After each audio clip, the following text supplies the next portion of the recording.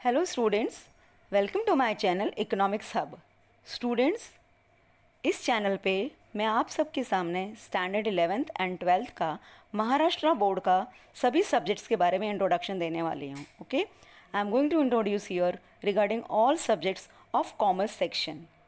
But first day today only I am going to give introduction of economics because you all have just passed 10th standard and you all have taken commerce. So first of all, let me introduce why you have taken commerce, and if you have taken commerce, then what is the value of commerce. आप इसमें जाकर अपना career आगे कैसे develop कर सकते हैं, हर एक सब्जेक्ट्स की क्या वैल्यू है, regarding all that step by step you will come to know. तो आज फर्स्ट डे मैं आपको इकोनॉमिक्स के बारे में बताना चाहती हूँ, economics of standard 11th। Okay, so introduction to economics. Here we welcome you all to standard 11th. For the first time you are being introduced to the subject of economics as a separate discipline. You have already been acquainted with some of the concepts of। देखो students, ये तो आप सभी को पता है कि economics आपके लिए नया नहीं है, आप सब ने इसे ऑलरेडी पढ़ चुका है। 8th 9th एंड 10th में आपको इकोनॉमिक्स का इंट्रोडक्शन मिल चुका है, बट इन 11th आपको इकोनॉमिक्स के बारे में बहुत इन डिटेल नॉलेज मिलेगा। You will get in detail knowledge of economics and in 12th in more detail, and later on जब आप डिग्री कॉलेज में जाओगे तो वो बहुत और भी ज़्यादा है, बट वो सब मैं आपको step by step he introduction दूंगी। फर्स्ट ऑफ ऑल, आप सभी को ये मालूम है कि आपने कॉमर्स तो लिया है। कॉमर्स में कितने सब्जेक्ट्स होते हैं?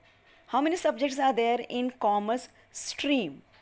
सो there are economics, OCM, that is Organization of Commerce, then SP मतलब Secretarial Practice, then BK and Accounting, and then your language जो भी आपने लिया है, हिंदी, इंग्लिश, एंड अगर आपने IT लिया है तो IT, तो टोटल, एंड अगर आपका मैथ्स है तो मैथ्स, ये सारे सब्जेक्ट्स मिलाकर आपका ये पूरा कॉमर्स स्ट्रीम का ये पूरे सब्जेक्ट्स आपको आते हैं।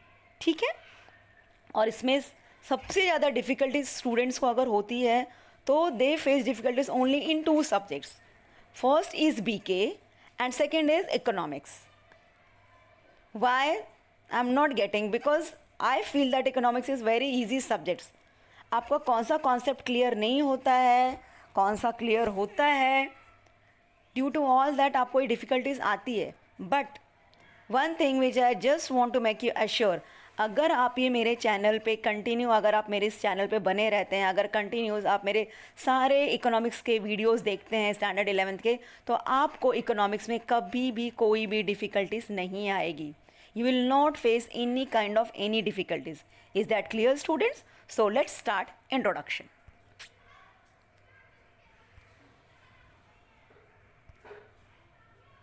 सो सबसे पहले मैं आपको कंटेंट्स के बारे में बताना चाहती हूँ। सी, there are total 10 chapters and each chapters are having different weightage. As you all are aware that आप सब अलग अलग कॉलेजेस में हैं, ये बोर्ड नहीं है, ये 11th है। 11th means what? आपका सब इंटरनल रहता है, it's not external. 12th is totally different. जब मैं आपको इस चैनल पर 12th स्टैंडर्ड का वीडियोस अपलोड करूँगी, then there I am going to tell you everything in very detail regarding board, how to write and all. But उसके लिए standard 11th से ही आपको प्रॉपर प्रैक्टिस की ज़रूरत है। आपको सारे सब्जेक्ट, सारे जो जितने भी चैप्टर्स हैं, whatever the chapters are here, you have to study in detail, and how to represent, how to write the economic notes, it matters a lot.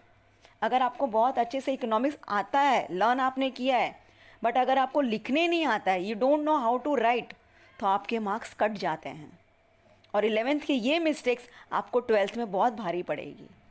सो इसलिए 11th में आपको हर एक छोटे छोटे इन सारी बातों पे केयर करना है। You should take care on each every nook and corner, then only you can score good marks in 11th as well as in 12th।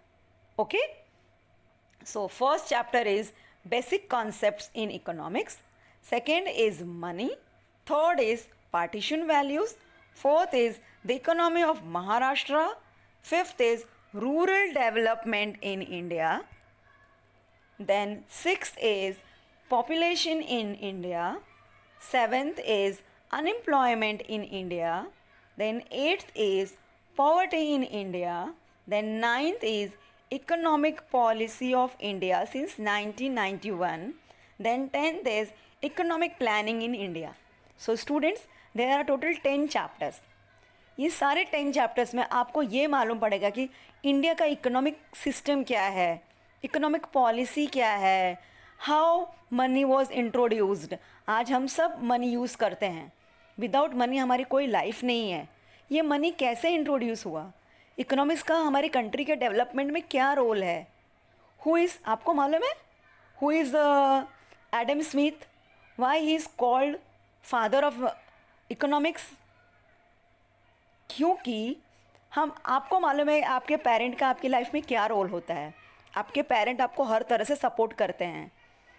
Yes, तो जिस तरह से आपके पेरेंट हर तरह से आपको सपोर्ट करते हैं, वो प्लेस आप किसको भी नहीं दे सकते. उसी तरह से डॉक्टर एडम स्मिथ, उन्होंने इतना कंट्रीब्यूशन दिया है. He did a lots and lots of hard work in the field of economics. He was the person who introduced economics in our life in this world, and due to that he is known as the father of economics. Is that clear? When I will start the chapter 1, there I will introduce about him, and there you will come to know many economists. There are many economists like Ragnar Frisch, Rigg, Professor Marshall. There are many economists जिन्होंने बहुत सारे hard work किया है, devotion दिया है. They did lots and lots of hard work for the development of economics. तो जाके आज आप सबके सामने इकोनॉमिक्स जैसा subject as a commerce stream के रूप में आपको पढ़ने को मिला. In the form of commerce you are getting to study about economics. तो आज जस्ट इंट्रोडक्शन, आज मैं इतने पे ही बंद कर रही हूँ. अगर आपको मेरा ये वीडियो पसंद आया तो आप मेरे वीडियो को लाइक करें और मेरे चैनल को सब्सक्राइब करें. इसके बाद मैं आपके सामने बहुत जल्द स्टैंडर्ड 11th के इकोनॉमिक्स के और सभी सब्जेक्ट्स के सारे चैप्टर्स लेकर आने वाली हूँ. Okay, thank you.